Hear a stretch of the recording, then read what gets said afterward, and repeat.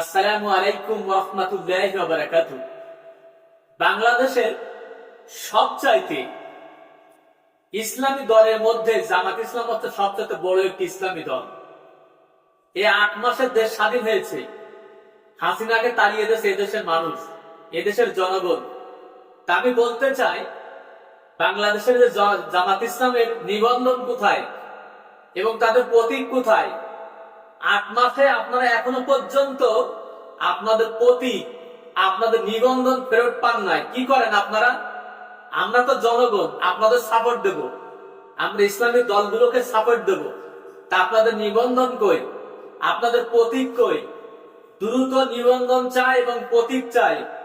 এবং বাংলাদেশের জনগণের এই প্রশ্নটা আমাকে করছিল, তাই আমি জানিয়ে দিলাম গোটা বাংলাদেশের মানুষকে, আমরা ইসলামকে পছন্দ করি, আল্লাহ দ্বীনকে পছন্দ করি, কোরআনের আইনকে আমরা পছন্দ করি। যত দ্রুত সম্ভব ইউনূস সাহেবের কাছ থেকে এই নিবন্ধন এবং প্রতীক ফেরত চাই জামাত ইসলামের। আসসালামু আলাইকুম ওয়া রাহমাতুল্লাহি ওয়া বারাকাতুহু।